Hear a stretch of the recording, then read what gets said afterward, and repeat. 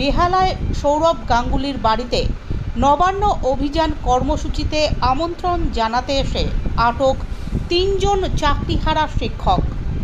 পশ্চিমবঙ্গ বঞ্চিত চাকরি প্রার্থী, চাকরিজীবী ও চাকরিহারা ঐক্য মঞ্চের পক্ষ থেকে নববর্ষের দিন সন্ধ্যা 6টা নাগাদ সৌরভ গাঙ্গুলির বাড়িতে যান 3 জন সদস্য।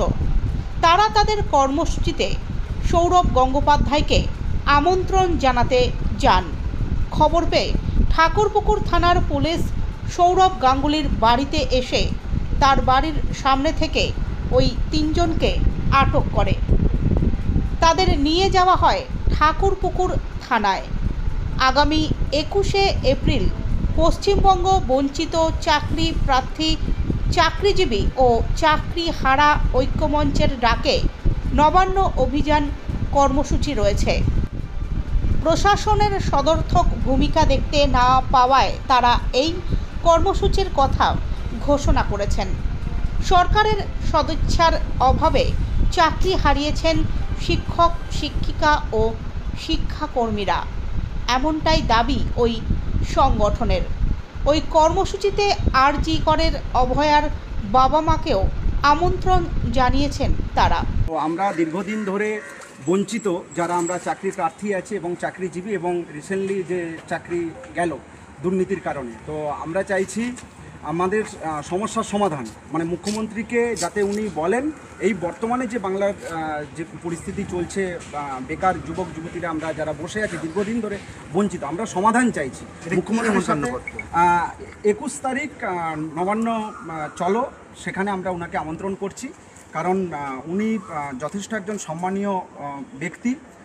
বাংলার মানুষ ওনাকে যথেষ্ট শ্রদ্ধা করেন এবং উনি যদি এই বিষয়ে যদি আমাদের সহযোগিতা করেন, আমরা 21 তারিখ একটাই কারণে যাচ্ছি, মুখ্যমন্ত্রী আমাদের সাথে যেন দেখা। নবান্ন চলো অভিযান, যেটা নবান্ন অভিযান, সেটা সৌরভ গঙ্গোপাধ্যায়কে আমন্ত্রণ জানাচ্ছি।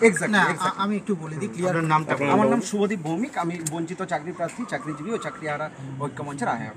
আচ্ছা, আমি একটু ক্লিয়ার করে দিই। ও অনেকটাই বলেছে।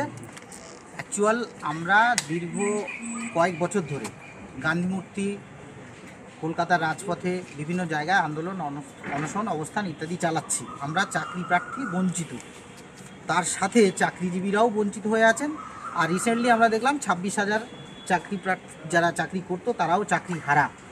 তো আমরা একক মঞ্চ একসাথে মিলে ঐক্যবদ্ধভাবে আমরা চেয়েছিলাম যাতে মাননীয় মুখ্যমন্ত্রী আমাদের সাথে বসে একটা সমাধান সূত্র বের করেন এবং এই বঞ্চনার থেকে আমাদের মুক্তি দেন। তো আমরা এখানে আসার একটাই উদ্দেশ্য যে আমরা দেখেছি মাননীয় দাদার সাথে, মানে আমাদের সৌরভদার সাথে আমাদের মাননীয় মুখ্যমন্ত্রীর একটা গুরুত্বপূর্ণ রিলেশন আছেন, বা আমরা রিসেন্টলি দেখলাম লন্ডনেও উনি গেছিলেন, ওনার বাড়িতেও গিয়েছিলেন। তো সেই সূত্রে আমরা দাদার কাছে অনুরোধ যে উনি মানবিক মুখ্যমন্ত্রীর সাথে আমাদের এই বার্তাটা পৌঁছে দিন। আমরা কোনোভাবেই মুখ্যমন্ত্রীর কাছে পৌঁছাতে পারছি না। যদি উনি নবান্নের সভাঘরে বা মুখ্যমন্ত্রীর সাথে একটা যোগাযোগ স্থাপন করে দেন, আমাদের মতো এরকম হাজার হাজার বঞ্চিত চাকরি প্রার্থীর তরফ থেকে দাদার কাছে অনুরোধ জানাতে এসেছি, আপনি একটা ব্যবস্থা করে আলোচনা। নবান্ন অভিযানের যদি ব্যবস্থা না হয় তাহলে আমরা নবান্ন অভিযানে 21 তারিখ যাচ্ছি এবং শান্তিপূর্ণভাবে সেখানে আমাদের প্রিয় দাদাকে আমাদের পাশে চাইছি। আপনার নামটা? দেবাশিস বিশ্বাস।